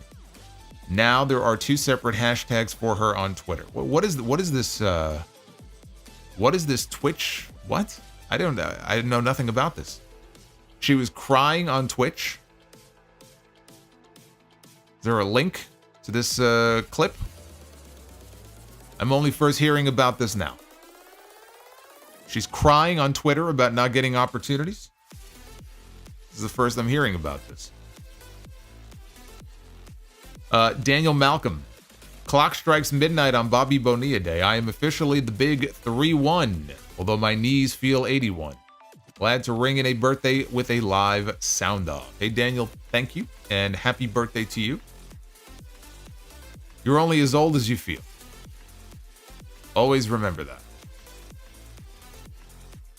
Hoffenheim. Chad should just ditch those losers and go with the creeds. He will. In time. In due time. Samoan fan, can you explain the Jim Ross Dr. Heine skit? What was the whole point of that segment other than to just make fun of Jim Ross? Jim Ross had a cancer scare, as I recall, and was undergoing colon surgery to remove a good portion of his colon. I don't know if he actually had cancer or if it was a preemptive thing. So he was having this major, potentially life and death surgery. And Vince McMahon decided to mock him. Because Vince McMahon is a fucking piece of shit. Needs no other explanation. Retro KOH. Gable the Master Banker. Tonga with a face full of Heyman. And Dom riding Liv when his dad walks in. WWE to Brazzers after the Netflix deal. Gable the Master Banker? Oh, Master in the Bank. Hey, but what does that mean? I get the other two. Hoffenheim, everybody. Hey, you know what? That reminds me of that 1 year that Brazzers wished me, tweeted and wished me a happy birthday on Twitter. Yep. I didn't tweet them or anything. They wished the Solomonster a happy birthday from Brazzers. It's unbelievable. You never know who's listening to the podcast. Offenheim says, everybody of us needs some Hawk Tour. The Mount Burning Kid, Christopher Bennett. I've had the thought of this scenario about Money in the Bank. Drew doesn't compete in the match. He gets taken out by Punk, similar to what happened to Punk on SmackDown. No, I don't see that happening. We've seen that in Elimination Chamber matches where famously, I think, what was it, Kofi? Someone got taken out by Edge before he got in the pod, and then Edge took his spot. I don't see that happening in Money in the Bank. David Thiering, follow up to my Gunther bomb. I was at work and did not see you post your Money in the Bank predictions on YouTube. I'll have to catch up another time. It's all there for you, man. It'll all be waiting for you. Hoffenheim. CM Punk will screw Drew, right? He needs to, if he wants it or not. CM Punk is going to make Drew McIntyre's night a miserable one on Saturday. Yes, you can bet your ass on that. Prince Vegeta. Won't it be a waste if McIntyre wins the briefcase and loses it in the same night? Kind of feels like it buries McIntyre a bit if he loses another world title match. Makes him look like an idiot. Well, it makes him look like an idiot for taunting this guy so much, because what does he expect? So I don't argue on that, but no. It won't bury him, and I don't have an issue with them blowing through the briefcase if it makes sense, and to me that would make sense. I don't care if they have a briefcase that somebody is carrying around with them or not. I really don't. I've almost grown to hate the briefcase, to be honest with you. I just think it's such a fucking crutch that they use sometimes. I don't care. I don't care. If they want to blow through it, you still have the women's briefcase. So I have no issue with it. Raph with the 10 spot just got home. My first in-person was a banger. I decided to forego a small bag of chips to make this dono. Speaking of bangers, damn the bang from Seth and Drew's intros is loud. Oh, you haven't lived until you went to one of those Attitude Era Raws, and they don't warn you when Kane is about to come out. Usually, like back in the day, his music would play for a little bit so you could kind of hold your ears. But there were times where they would just hit the boom. They would hit that concussion, as they call it. And man, it's a good thing I was wearing dark pants. It's scary. The learning tree. It's fucking scary. Thanks, guys. Hey, Ross, thank you for the learning tree. Rizzo, also hypothetically, Punk would screw over Seth if Priest retains, unless Seth pins Drew, obviously. All the more reason to do it, right? Because you're going to get back to Seth and Punk at some point, right? We didn't get that match this year. That could be another reason for Seth to not like CM Punk. Justin G, also late, happy Canada Day. Cue Bret Hart's theme. Is July 2nd Canada Day? Or July 1st? I assume it's July 2nd. Where's Steve? I don't think Steve is with us tonight. Steve's under the weather. Steve Mello, shout out to him. My favorite Canuck. He would know if today is Canada Day. Alex, with the NXT male roster not as stacked as before, do you see Trick Williams joining the main roster in 2026 rather than next year's WWE draft? No, I think we'll get Trick next year. Yeah, right now, if it feels like the men's roster is not as stacked as the women's, give it 6 months. I mean, they're always bringing in new talent. They're cycling in and out. So many new talents. I still think Trick will be on the main roster at some point next year. Whether it's in the draft or not, I don't know. But I do think he'll be on the main roster at some point in 2025. Spider Sense. Is anyone even vying for Liv's title? No. What's the point when they all know that Rhea's got it in the bag when she comes back? Hoffenheim, why does New York sports suck? Only the Yankees are winning. I'm a Knicks fan, by the way. I don't know. The Knicks did pretty well this year, didn't they? I thought the Knicks actually had a pretty good season. I mean, the Mets are a whole other... Don't even get me started. Even when they're doing well, I've just been conditioned to expect the worst. It's horrible. I have no faith.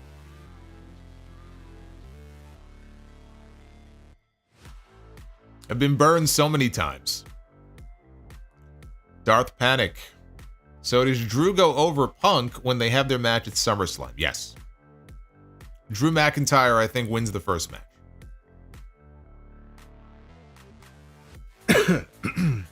Isaac. What do you think about the Creed brothers being announced for Bloodsport later this month? I think they'll fit in very well. Jarrett Rodriguez with the 1999. Hey, Jarrett, thank you.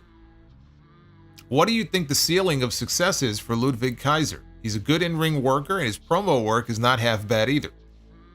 Still, I think a potential setback for him is his extremely slim build. Do you feel the same? I think Kaiser has gotten himself into tremendous shape. I don't think his physique is going to hurt him at all. We've had guys smaller than him as World Heavyweight Champion. His ceiling, though, that's interesting. Because I could see him with the Intercontinental or the U.S. title at some point. I just don't see him as the World Heavyweight Champion. I don't see them giving him the chance to be World Heavyweight Champion. I'd love to be wrong, but if you ask me, do I think Ludwig Kaiser is a future World Champion? I don't see it. I don't see them doing it.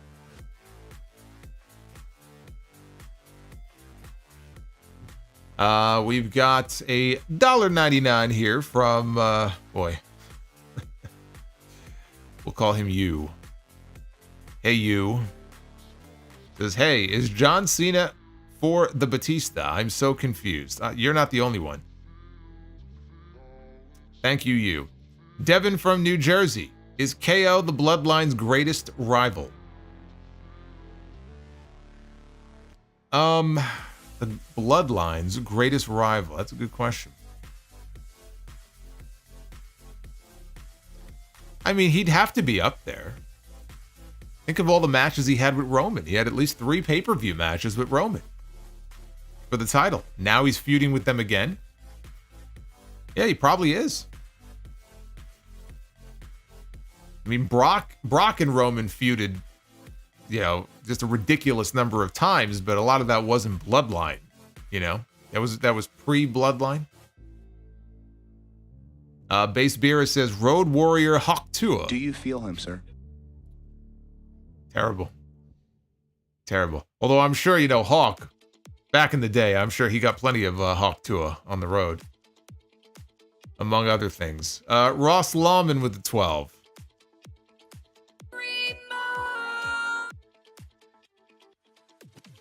M. Mills. Unlocking Bree mode. Thank you, M. Mills. Always love hearing from you. No message, though. But I always love hearing from you. Ross Lawman, I mean, Jimmy cost Jay the title at SummerSlam last year. The excuse was he did it to stop Jay from being the next corrupted tribal chief. As Solo is now, and it helps reunite the Usos, as Jimmy really did save Jay. Yeah, I see what you're saying. So maybe, I mean, is what you're suggesting that they reunite in large part to work together to try to save Solo? Is that what I'm kind of getting out of this here? Hoffenheim says Solomonster as a porn star on Brazzers. Or did you have a membership there? I did not have a membership there. So it was just a weird thing. Not only did they wish me a happy birthday, but they actually knew I liked the 1992 Royal Rumble because they included a Ric Flair 92 Royal Rumble GIF. So it was somebody who obviously is a fan of the show who ran the account, I guess. Like they didn't just like know my name, like they knew stuff about me. So that was like, I remember looking at that, I was like, wow, okay. I don't know where that came from. Prince Vegeta, is it just me or since Triple H took over the world champions don't wrestle as much on TV, male and female? Seth Rollins did, you know, he was kind of the workhorse. I guess that's kind of how he built himself. So Rollins did. Gunther was almost exclusively for a while there defending the Intercontinental title on TV in main events. So I wouldn't say that that's always the case. And I can also see the other side of it, that it keeps the champions more special and title matches more special. So I kind of like it, but it's not as if we don't ever get title matches on TV. We do. You know, we just don't get them all the time, which I think is fine. Justin G, July 1st was Canada Day. July 2nd is Brett's birthday. Of course. Yes. How could I forget? It is officially Bret the Hitman Hart's birthday, although I don't know how old he is. I'm sure he's in his mid-60s. I just don't know the number. Happy birthday to the GOAT. Happy birthday to the best there is, the best there was, and the best there ever will. Base Beerus says the Radicals were better than the Elite. I'm not going to argue. Morton with the 9. If the learning tree was in WWE, oh God help us, would it be more accepted? Like the list. People need to loosen up on the learning tree gimmick. Stop taking wrestling so seriously. It's okay to disagree. Hey, brother, you can like whatever the fuck you want, man. No one's stopping you. You can love the learning tree. The learning tree, I think, as a gimmick on television is shit. He's trying way too hard to be funny. Whereas the list and a lot of the other stuff that he did in WWE was entertaining. It was funny. I don't find this funny. I like to laugh in wrestling. This gimmick is no good. It's bad television. If you like it, that's great. I don't know what else to tell you. I think it's shit. M. Mills, again, thank you for the 25. Aaron Ruggiero with the 10. I've seen a lot of hate for Damian Priest. I may be in the minority, but I like him as champion, although I want Seth against Gunther at SummerSlam.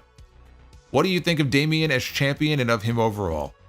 I like Damian Priest, and I think that he has been a good champion so far.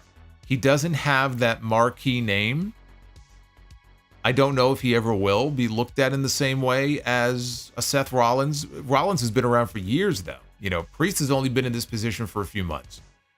And I don't think he's going to have that title for that much longer. I hope this is not the only chance he has to be a champion. I do think, especially for a bigger guy, I think he's actually very good. He's had some very good matches.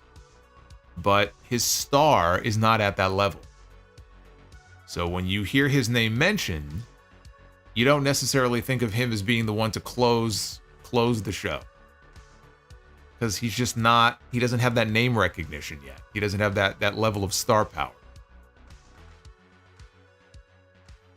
Base Beerus says they need to start training managers at the WWE Performance Center. I agree. I think it was a lost art for so long, and they need to find the next generation of great managers. I still think it's a lost art.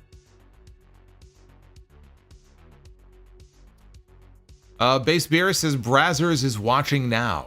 They might be. They might be. Hi, Brazzers. What's going on? K-Dog's Kennel. Am I the only one who wants to see Randy Orton win or lose Money in the Bank? Nail Cody with an RKO, setting up Cody and Orton for SummerSlam. I think that's what almost everybody wants. I think that's what I just talked about last week. I said that RKO out of nowhere is going to hit like crack. And if it were me booking, I would love to see Cody and Randy at SummerSlam. But if the plan is to bring Roman Reigns back, then we're going to get Cody and Solo, because that's going to be a much bigger moment.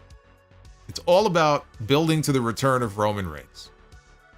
So if that's the date of his return, Cody and Orton is going to be completely overshadowed if you do it any other way. You almost have to do Cody and Solo, or Cody and someone from the bloodline to set that up, unless you want Cody to work second from the top, which I don't think he should be doing.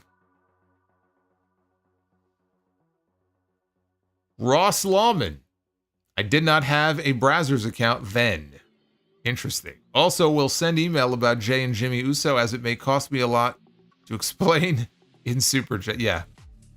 Maybe it's better to email. So I was still a little confused. But thank you, Ross. Aaron with the 10.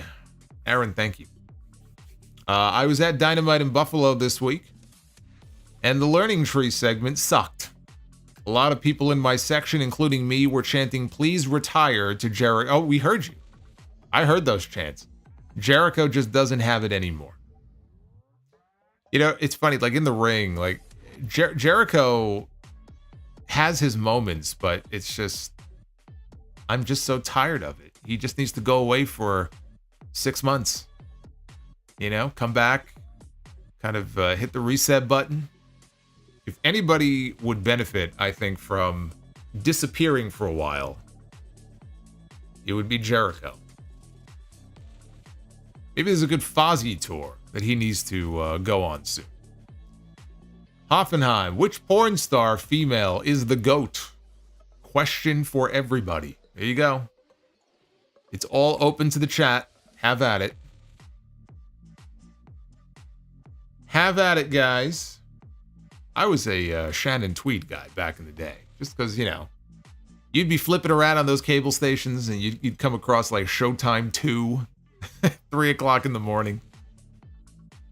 It would either be something like a Mario Van Peebles movie, or it would be something involving Shannon Tweed. And if it was involving Shannon Tweed, I would stop and I would watch the rest of the movie until I fell asleep. But we're going back years now. That's like the 90s.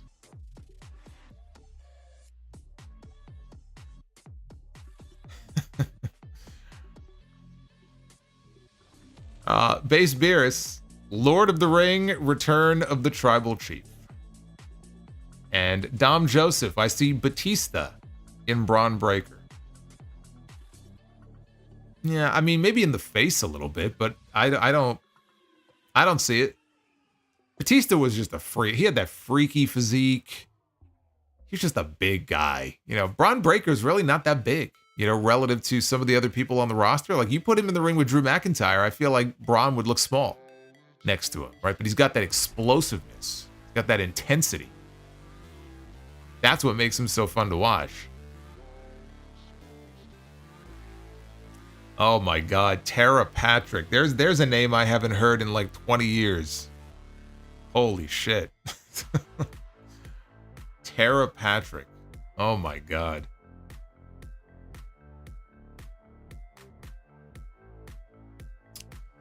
Oh man. Yee with the $3. Hey Solo, great podcast as usual this week. Thank you, sir. Just wanted to say it's extremely jarring not to hear I am the learning tree every 2 minutes. I'm saving you. Believe me, you're better off not hearing it every 2 minutes. That's why I put a pause between them. Makes it a little more tolerable. Oz and Glorious, when am I going to shoot my shot with Mariah May? You know, first you guys got me shooting my shot with Liv Morgan when she said she was single, and I told you that she follows me. Now you're trying to link me up with Mariah May. You got to pick a lane here, you know? I think Mariah May, I mean, she's occupied right now. She's got 2 beautiful women that she's apparently very fond of. I don't think she's interested in someone like me. I wouldn't be interested in me either if I had the choice of Toni Storm and Mina Shirakawa. The hell does she need me for? I'm just going to ruin the whole thing. I can't live up to that. I mean, what are you doing to me?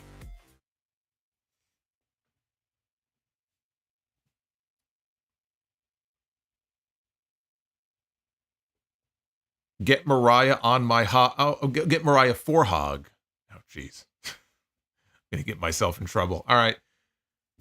Thank you guys for the super chats. 464 likes. That's good. You know what would be great? If we can get to 500. Can we get to 500 here? I don't know. Hit that like button. Let's be the booker. Ladies and gentlemen, it is now time to be the booker. Speaking of the World Heavyweight Champion, there he is. Damian Priest. Maybe we'll pick Damian Priest and be the booker. We'll find out in the main event when we get there.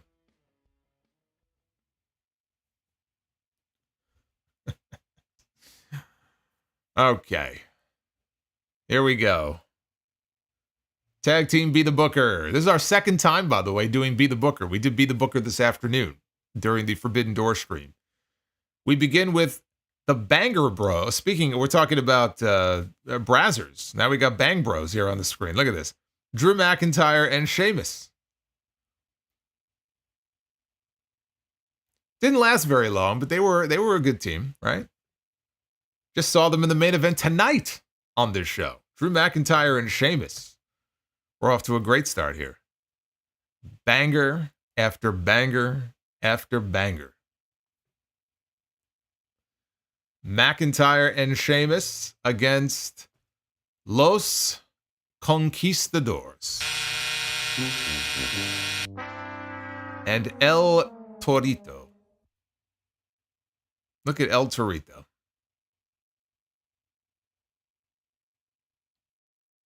Oh, man.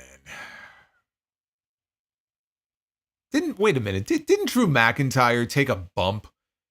Like a big table bump in a WLC match that these guys were involved in? Right? Because it was El Torito and it was Hornswoggle, right? And McIntyre. That was like first of all, WLC was actually very entertaining. But it's amazing to think of where Drew McIntyre was then. And you look at the position that he's in now. Look at what he was doing back then as compared to now. It's a pretty incredible transformation, I would say. He did, right? Yeah, he did feud with these guys. Man. All right, women's Be the Booker. There are no porn stars in women's Be the Booker. Just for the record. Not that I'm aware of, anyway. We begin with, oh my goodness, Mina and Mariah want to make this a four-way. I almost feel like I talked it into existence. I was just talking about them, and look at these two. Look at these two. And you're talking about me shooting my shot with Mariah May. Give me a break. As if I stand a chance here. Look at this. Look at Mina and Mariah here. So they want to make this a four-way. All right. Well, then I guess that's what we're going to have to do. We're booking ourselves a fatal four-way. How do you like that? So you never know what you're going to land on here and Be the Booker. You just never know. See, I'm all excited. Look at that. There you go. Oh, man. All right. We begin with Hikaru Shida, the former three-time AEW Women's World Champion. Shida is, funny enough, Shida is wrestling Mariah May in the next round of the Owen Hart tournament. So we are starting out with Hikaru Shida. We got 3 more to go. We got 3 more to go. Oh, boy. Nikki Bella and Hikaru Shida comprise half the field here in this fatal four-way match.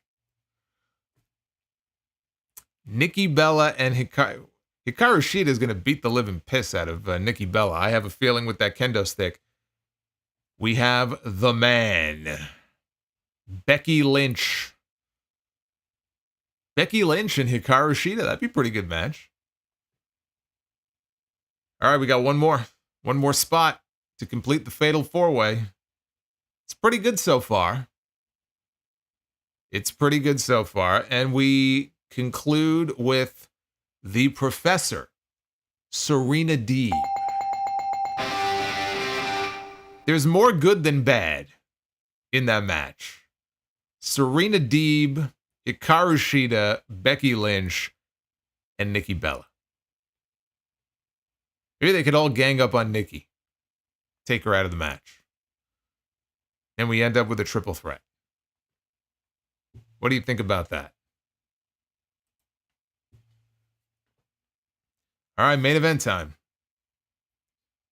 Our second main event of the day that we are booking. Where, oh, where will it land?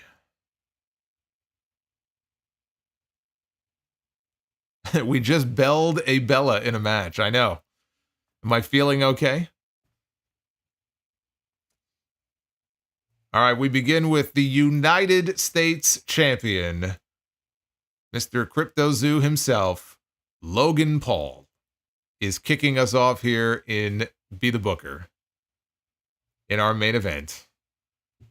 Logan Paul's had a few main events so far in WWE. Against Cody Rhodes, against Roman Reigns.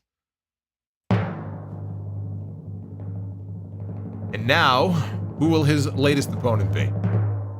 It should be LA Knight. Logan Paul is going to face the Indie God, the Deathmatch King, Matt Cardona. Oh, Logan Paul gonna bleed. Logan Paul and Matt Cardona? I like that match.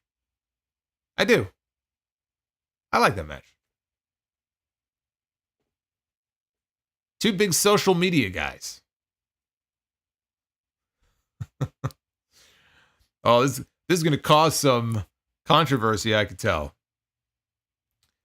That's going to cause some controversy. I'm seeing a mixed reaction to giving that the bell. I'll let you guys debate that. Cardona goes over. Now, I'm sure Logan Paul is going over in that match. I think it would be fun. I think it would be a fun match. All right, we got a bunch of super chats that came in, so let's make sure we get to everybody here. We have got Power Spying Games. Porn and wrestling are similar, if you think about it. Boy, you're not kidding. All the times in these last few weeks, I've talked about this guy fucking over that guy, and this guy getting screwed. There's like porn puns every week in these reviews. CM Punk's going to do it again this weekend to Drew McIntyre. There's always some kind of screwing going on. And then you watch Dynamite lately. Feels like a quarter of the show. It's like a softcore lesbian porn. Hoffenheim. Man, what have I done? So many porn star names. Well, you opened Pandora's box, not me. Open the box. See what I did there? But that's your fault, not mine.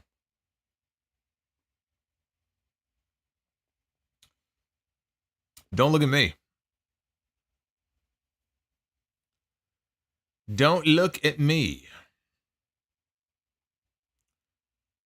Raph. The result of Solo doing 2 streams in a day.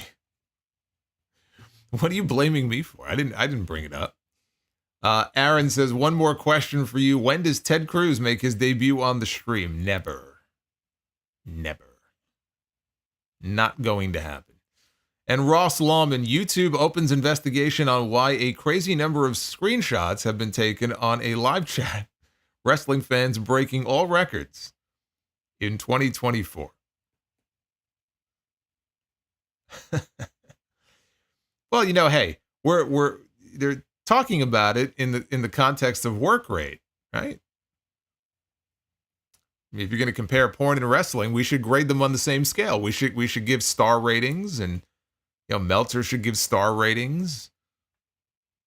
Who's got the best work rate? Who's got the best presentation? Who sells the best? Right? It's all the same criteria. Hey, Darth Panic has renewed his channel membership for 26 months. Hey, Darth Panic, thank you. And everybody else also. We've had a bunch of people who have renewed and become new channel members as well.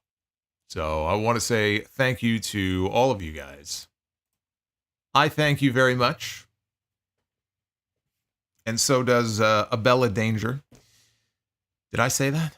We're going to be live again here on YouTube for the Dynamite review. Coming out of Forbidden Door, Will Ospreay is defending his international title on Wednesday against Daniel Garcia. We've got 2 big matches, semifinal matches in the Owen Hart tournaments. Bryan Danielson and Pac. Chris Statlander against Willow Nightingale. And Britt Baker will speak live for the first time since her return on Sunday night to, I'm sure, set up a program with her and Mercedes Moné for Wembley Stadium. So it actually should be a big episode of Dynamite.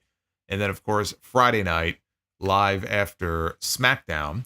Before all of that, I'm going to be live over on JD's channel tomorrow night, Tuesday night, for Tuesday Night Titans. We'll talk about Forbidden Door. We'll talk about Money in the Bank. We'll talk about all kinds of stuff. So you can find me there. I'm everywhere. I did 2 streams today and a podcast yesterday. I'm all over the place. Justin G. Solo won't say age, but I'm told his hog is 4 stars. You're told. Really? By who? Power Spying Games. There's a reason why a lot of porn stars are marks.